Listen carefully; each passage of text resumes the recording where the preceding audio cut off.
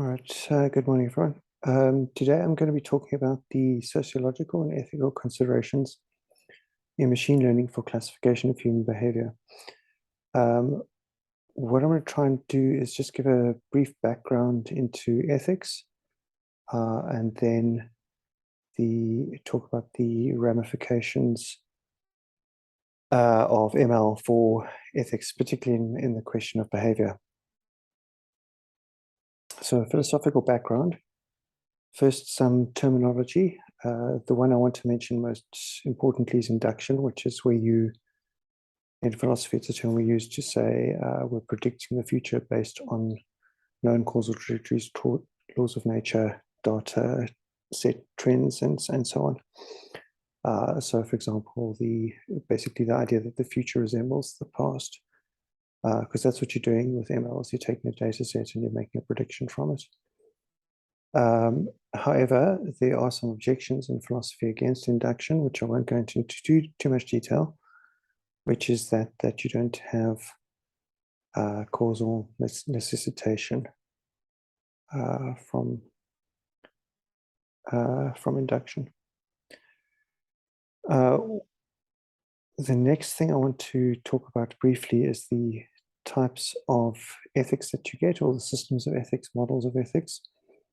The one that I want to focus on is what we call consequentialism, and there's a sub-variety called utilitarianism, which says that basically the good is that which brings the most benefit to the most people. So when you're designing algorithms or applications or devices, you've got to think in terms of what are the ethical implications of it. Another thing to think about is human rights, which is that humans inherently have moral value. And what rights might you be threatening with your product? So that's just a top-level list of the main types of ethics, or systems of ethics, rather. I won't go into that into too much detail,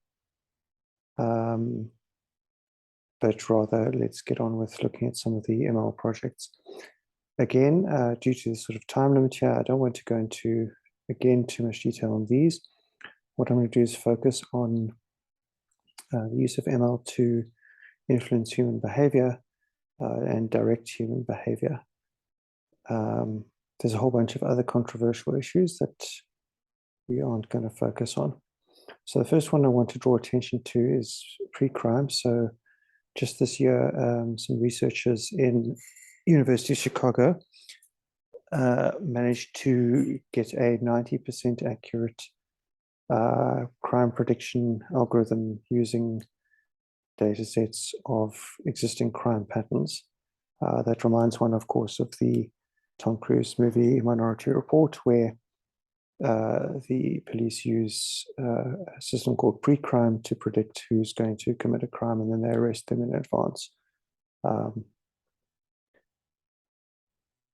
Then there's the Chinese social credit system, which uses ML from a range of data sets, including purchasing patterns, traveling patterns, habits, online habits, to give a person a social credit score. And then based on your social credit score, you either get points or lose points, and you either get restricted from certain things like international travel or not. Another example is in our own country with short-term insurance apps that use your driving patterns in your car and your attendance at gym to measure whether you are keeping healthy and keeping safe. So if you drive badly or you don't go to gym often enough, then obviously that affects your things like your excess, your premium, your reward, your out bonus, or whatever they call it. And then obviously, as you can see in this picture here, taken from The Guardian, you have facial recognition, which is used also in things like social credit systems to check where you're going, where you're traveling to, by recognizing your face. So what these people in this photograph have done is they've painted their face with what's called a dazzle pattern to foil the facial recognition.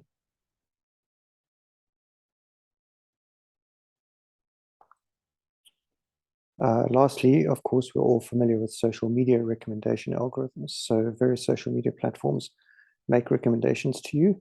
So they recommend new music, the next video to watch, a friend you may know, a colleague you may know, or groups of interest that you may know or be interested in. So those are some examples from social media platforms.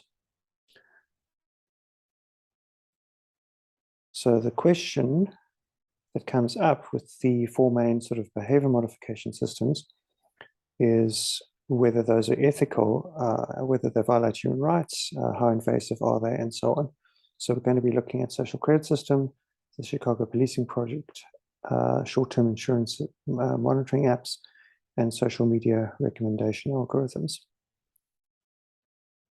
Arguments in favor of the technology is that they enabled you to predict and anticipate problems before they become out of control. For example, increasing policing in a neighborhood which has been flagged by the AI as a high-risk neighborhood.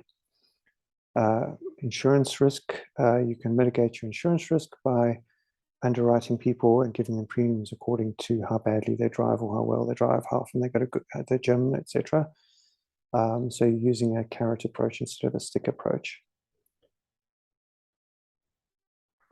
Social media recommendation algorithms also are good in that they give you new music, they introduce you new creative products, they introduce you to new friends, maybe let you find old friends from your past. They make you aware of new interest groups and hobbies and social cultural events, and they suggest relevant and useful products that you may actually want to buy. So all of these things, in my view, are good, and I've personally benefited from them. So I've met old friends that I haven't seen in years on Facebook. I've found new interest groups that I didn't have before, and I've actually clicked on and bought certain products that were advertised on Facebook. However, there are problems, right? So tracking and monitoring people preemptively curtails your freedom because you know that you're being watched all the time in the sort of Big Brother sense. So you effectively being presumed to be guilty or potentially guilty without due process and without the presumption of innocence, which stands in law that you're innocent until proven guilty. So what it does is it's inherently racist and classist as well because it monitors low-income neighborhoods and it's effectively just stereotyping. So you're basically allowing the machine, you're feeding the machine your stereotype data about who's likely to commit a crime. And then what you're doing is you are perpetuating that stereotype and that systemic oppression. So what you're doing is you're saying this group of people are more prone to crime, so we're going to monitor them more closely. And that is basically generally classist and effectively racist due to the nature of demographics of social wealth and distribution of wealth. As we mentioned earlier, problem of induction, it's well known that this isn't warranted because you're just generalizing from a limited data set. Obviously, if you've got big data, the generalization may be more valid, but it still can be racist, right? It's what we call racial profiling. These things don't, in fact, mitigate the problem. What they're doing is they're just perpetuating traditional reinforcement of classism and structural racism. So that is really the problem with them. Also, there's a loss of privacy and violation of privacy. You need to be clear that you are surrendering your privacy when you sign up for these things. Social media recommendation algorithms have the risk that they might introduce your children to adult products. They might limit your social circle and media bubble and make you only see one side of a story. They may introduce you to cults and extremist groups, such as the New Zealand mosque shooter who was radicalized online. They violate your right to privacy. So there was that Roe versus Wade issue in the States where women are now may not legally get abortions in certain states. So now if you click stuff about pregnancy on Facebook, you're basically giving away your privacy, you're giving away that you're in fact pregnant, and you could then potentially be monitored to see whether you carry to term. So these risks are due to the algorithm blindly recommending things based on what you and your friends like. And you clicking on them gives away your details. Like when you cartoonify your face, you're giving away facial recognition. So this guy in this picture here, image BBC, this guy is called Jake Angeli. He's the otherwise known as the QAnon shaman. He was one of the guys that attacked the White House Capitol on January 6th of 2021. And he was radicalized online. So this is the sort of thing where social media algorithms can in fact incite a coup or a attempt at a civil war. So it's a very serious issue and it needs to be taken seriously.